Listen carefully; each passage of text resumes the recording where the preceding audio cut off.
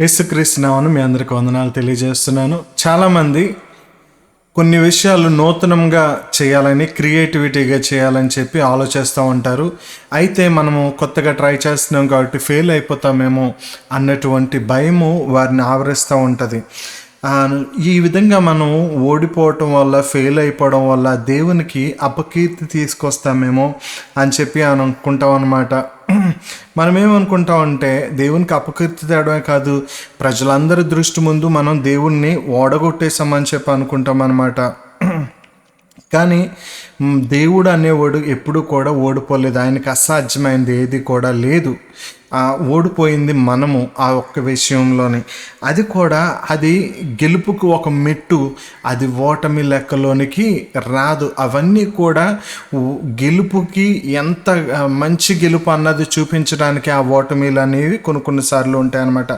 చాలాసార్లు చాలామంది ఏంటంటే ఏదో ఒక విధంగా గెలుపు పొందాలి, అది దేవుణ్ణి మనం ప్రూఫ్ చేయాలి అనుకుంటాం అనమాట. అటువంటి మనం ప్రయత్నించకూడదు. షడ్రక్, మేషక్, దానియేలు, అబేద్నెగోలు వాళ్ళు ఏం చేశారని అంటే అగ్నిగుండంలో వెళ్ళినప్పుడు మేము కాలిపోవచ్చు, కానీ నీలాంటి తుచ్చమైన మనుషుడికి, మానవుడికి మా దేవుణ్ణి మేము నిరూపించక్కర్లేదు. మేము చనిపోయినా ఏదైనా సరే దేవుడు మటుకు దేవుడే. కాబట్టి నీ జీవితంలో నువ్వు గెలుపు పొందితే దేవుణ్ణి నువ్వు నిరూపించినట్టు, లేదా ఓడిపోతే దేవుడికి అపకీర్తి వచ్చినట్టు, అలాంటి ఫీలింగ్స్ అనేవి పెట్టుకోవడం మంచిది కాదు ప్రియ మిత్రమా. కాబట్టి దేవుడు అనేవాడు దేవుడే.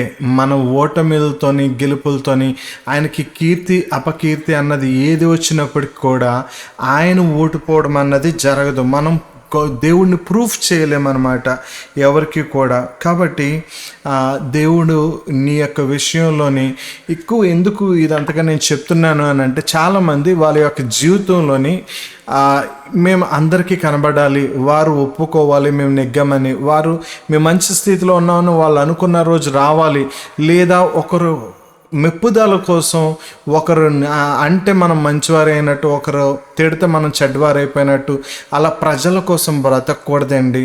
దేవుని కోసం బతకాలి. దేవుడు చెప్తే మనం విజయం సాధించినట్టు, దేవుడు గనక లేదు అని అంటే మనం ఫెయిల్ అయినట్టు అనమాట. దేవుని ముందు మనం నీతిగా కనబడడానికి ప్రయత్నించాలి. మనుషుల మెప్పు ఎందుకు పనికిరాదండి. వాళ్ళు ఒకవేళ తిట్టిన వాళ్ళ విషయంలో మనుషులందరి దృష్టిలో నువ్వు తక్కువ ఉండొచ్చు, మనుషులందరి దృష్టిలో నువ్వు నీచంగా ఉండొచ్చు, మనుషులందరి దృష్టిలో నువ్వు ఫెయిల్ అయ్యి ఉండొచ్చు. కానీ విశ్వాసం ద్వారా నువ్వు మెట్టుకి చూడని విషయాలు, నిరీక్షణ బట్టి లేని విషయాలు కూడా ఉన్నాయని నువ్వు నమ్ముతున్నావు.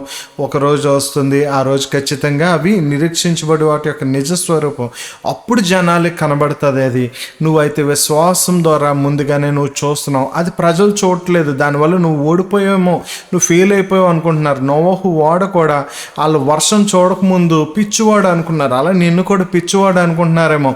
ఒకరోజు అందరినీ నువ్వే రక్షించే రోజు, నీ చెట్టు నీడకు వచ్చి ఆశ్రయించే రోజు వస్తుంది. ప్రియ దేవుని బిడ్డ, మనుషుల మెప్పు కోసం చూడొద్దు. నువ్వు ఓడిపోవు. దేవుడు ఓటమి అన్నది దేవునికి లేదు. మనం మనుషులకు ప్రూవ్ చేయక్కర్లేదు. ఇప్పుడు మనము కూడా మనుషుల ఎదుట దేవుడు నిజంగా నాకు విజయం ఇచ్చి చూస్తాడు, చూడు కాలుతా అని చెప్పి దేవుణ్ణి ప్రూవ్ చేసే ప్రయత్నాలు వద్దు. కానీ దేవుడు ఎప్పుడు కూడా ఓడిపోడు. నిన్ను కూడా, ఆయనతో ఉన్నవారిని ఎప్పుడు కూడా ఓడిపోనేవాడు.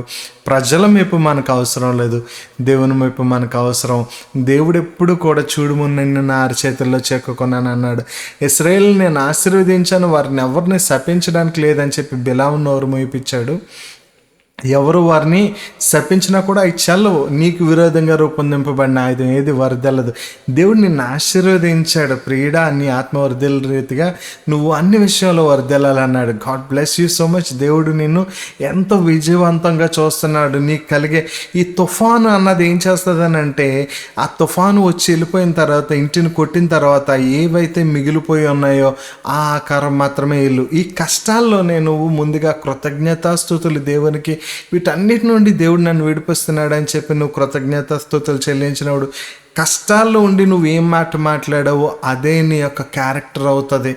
అన్నీ ఉన్నప్పుడు కాదు. ఆ యొక్క తుఫాను వచ్చి ఇంటిని కొట్టినప్పుడు మిగిలిపోయిన పార్ట్స్ మాత్రమే ఉన్నప్పుడు ఈ యొక్క ఇల్లు గట్టిది, ఈ మాత్రం గట్టివి అని చెప్తారు. కాబట్టి ఈ భయంకరమైన కష్టాల్లో, ఈ తుఫాన్లో, వీటిలన్నిటిలో ఇప్పుడు నువ్వు ఏం చేయాలని అంటే, దేవుడికి సమస్తము సాధ్యము, నాకేమైనా పర్వాలేదు, దేవుడు నేను రుజువు చేయక్కర్లేదు, దేవుడు ఎప్పుడు మంచివాడే అని చెప్పి నువ్వు చెప్పగలిగేటట్టు ఉండాలి. God bless you so much. దేవుడు నిన్ను ఎంతగానో ప్రేమిస్తున్నాడు. అది నువ్వు దేవుని చూసిన తర్వాత, దేవుడు నీతో ఉన్న తర్వాత నీకు అటువంటి విషయాలు తెలుగుతాయి. అందుకే నీకేం తెలిసినా తెలియకపోయినా ఎవరి మాట పట్టించుకోవద్దు. ఒకటే, దేవుడు నన్ను ప్రేమిస్తున్నాడు, దేవుడు నామనికి మహిమ కలుగునుగా. కానీ కష్ట పరిస్థితుల్లో దేవుని స్తుతించగలగాలి. నువ్వెవరికి జనాలకి ప్రూఫ్ చేయక్కర్లేదు. దేవుడికి నీ యొక్క వ్యక్తిగత స్వభావం తెలిస్తే చాలు. God bless you so much.